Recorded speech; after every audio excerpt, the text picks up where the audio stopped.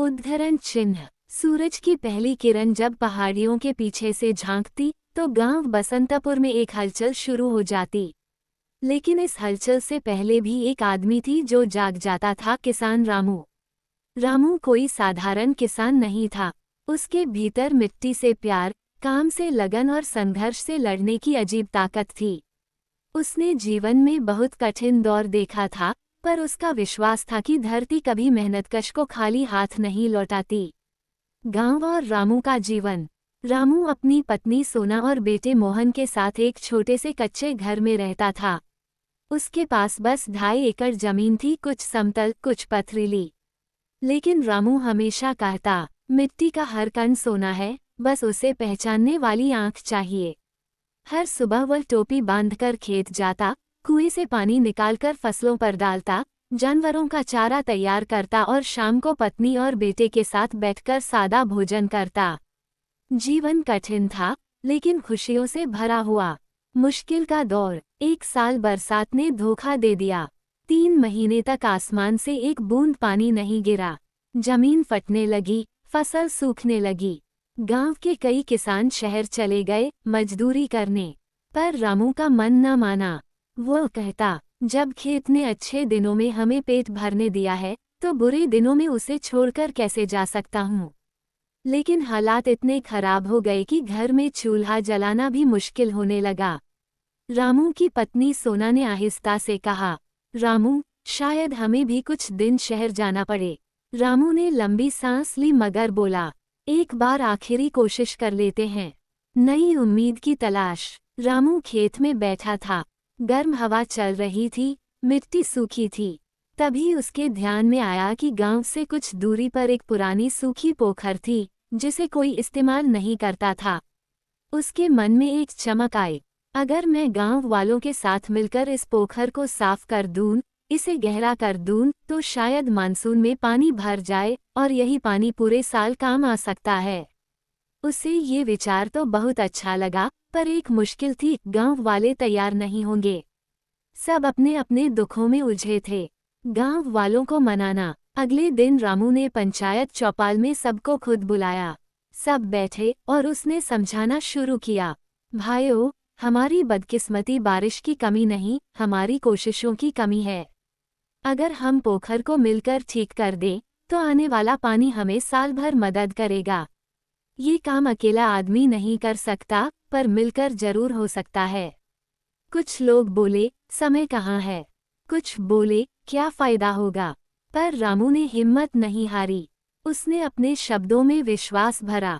किसान अगर एक बार कोशिश छोड़ दे, तो खेत सूने हो जाते हैं। और इंसान अगर कोशिश छोड़ दे, तो सपने मर जाते हैं। मैं पहले दिन अकेला जाऊंगा। जिसे विश्वास हो, वह मेरे साथ चलना। रामू ने ये कहकर सभा समाप्त की और अगले दिन अकेला फावड़ा लेकर पोखर की ओर चल पड़ा। शुरुआत अकेले। पहली दोपहर वह अकेला मिट्टी निकालता रहा। गर्मी बहुत थी, हाथ छिल गए, मगर हिम्मत नहीं टूटी। शाम तक 3 लोग उसके साथ आ गए। गांव का बूढ़ा हरिराम, पड़ोसी मोहनलाल और युवक पवन। अगले दिन 10 लोग आ गए। तीसरे दिन 20। एक हफ्ते में पूरा गांव। पोखर रोज गहरी होती गई। रामू के शब्द सच साबित होने लगे, अगर शुरुआत कोई करे, तो दुनिया साथ आ जाती है। पहली बारिश की खुशबू। एक दिन आसमान में काले बादल छा गए। बिजली गिरी, हवा चली और देखते ही देखते मेघ बरस पड़े। पोखर, जो हफ्ते भर से गहराई पकड़ रहा था, पानी से भरने लगा। गांव वाले खुशी से नाच उठे। रामू ने मिट्टी को मुट्ठी में उठाकर माथे से लगाया। धन्यवाद धरती माता, ये सब तुम्हारी ही कृपा है। बदलते दिन। बरसात अच्छी हुई। पोखर में इतना पानी जमा हो गया कि गांव वाले पूरे साल खेतों में सिंचाई कर सकते थे। रामू की सूखी पड़ी जमीन हरी चादर की तरह चमक उठी। धान, गेहूं, सब्जियां, सारी फसलें लहलहाने लगीं।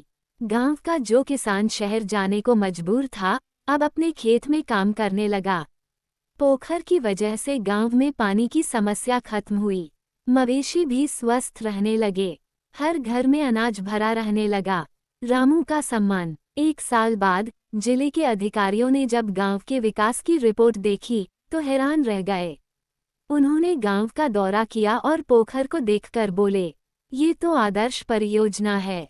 किसने शुरुआत की थी? सबके चेहरे एक ही दिशा में मुड़ गए, रामू की तरफ। अधिकारियों ने गांव की सभा में रामू को सम्मान पत्र दिया और कहा, आपने ये साबित किया है कि असली नेता वह नहीं जो मंच पर बोलता है, बल्कि वह जो काम करके दिखाता है।